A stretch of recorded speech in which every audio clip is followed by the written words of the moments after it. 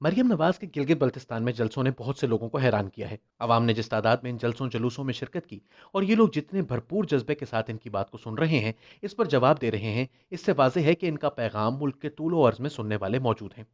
इनके बीबीसी के इन साथ इंटरव्यू में इन्होंने बार बार वजीर आजम इमरान खान और इनकी हुकूमत के घर भेजे जाने पर जोर दिया और अपने जलसों में भी वो इन पर खुलकर तनकीद करती रही हैं। इस हवाले से कुछ अहम सवालात हैं जो कि इंटरव्यू के दौरान उठाए भी गए और मरियम नवाज के जवाबात भी ऐसे थे कि इन पर गौर व खौस किया जाना जरूरी है। मरियम नवाज ने बार बार कहा कि इस हुकूमत को घर जाना होगा। इनसे सवाल किया गया कि इमरान खान हुकूमत को कैसे निकाला जाए, तो उन्होंने कहा कि किसी भी तरीके से जाए ये एक अलहदा मामला है, मगर इस हुकूमत को घर जाना होगा।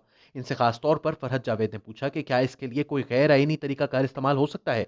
मरियम ने दो टोक अंदाज में जवाब दिया कि गैर आईनी तरीका तो कोई नहीं होगा। इनसे पूछा गया कि फिर आईनी तरीकाकार क्या होगा, तो उन्होंने कहा कि यह हुकूमत नहीं रह सकती, क्योंकि मुल्क की मईशत, गवर्नेंस, कानून की हुक्मरानी सब कुछ बुरे हालों में है। इस हुकूमत का रहना मुमकिन नहीं। ताहम जब उनसे यह पूछा गया कि माइनस इमरान खान इन्हें यह हुकूमत काबिल कबूल होगी या नहीं, तो इनका कहना था कि अभी इस पर कुछ नहीं कह सकती, लेकिन यह हुकूमत जाली है, मैं इसे नहीं मानती।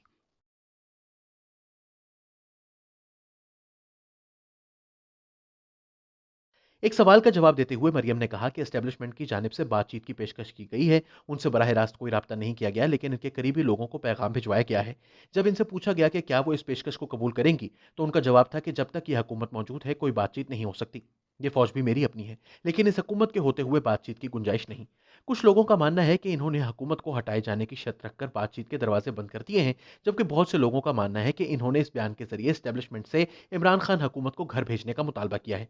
अब देखना होगा कि आगे चलकर इनमें से कौन सी बात दुरुस्त साबित होती है। मरियम का कहना था कि बात हम जरूर करेंगे, लेकिन आइन के दायरे में रहते हुए और छुप छुपा कर नहीं, अवाम के सामने बात होगी।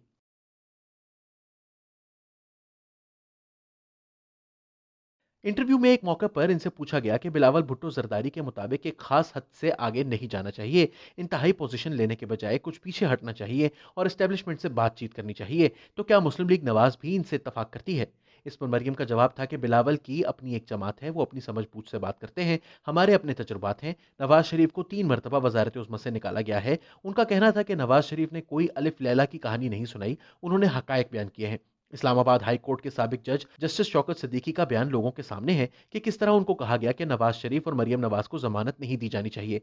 जज होते हुए उन्होंने ये बयान दिया, लेकिन उनके ओहदे से ही उनको हटा दिया गया। जज अरशद मलिक के इंकशाफात भी सबके सामने हैं।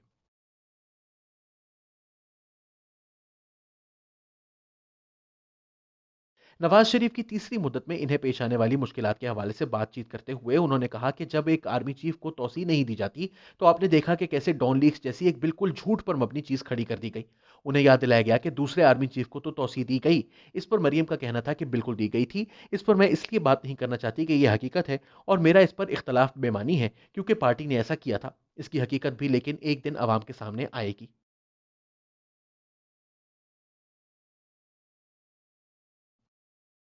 मरियम नवाज का कहना था कि मैं इमरान खान का नाम भी नहीं लेना चाहती, लेकिन बदकिस्मती से मुझे उनकी बात करना पड़ती है।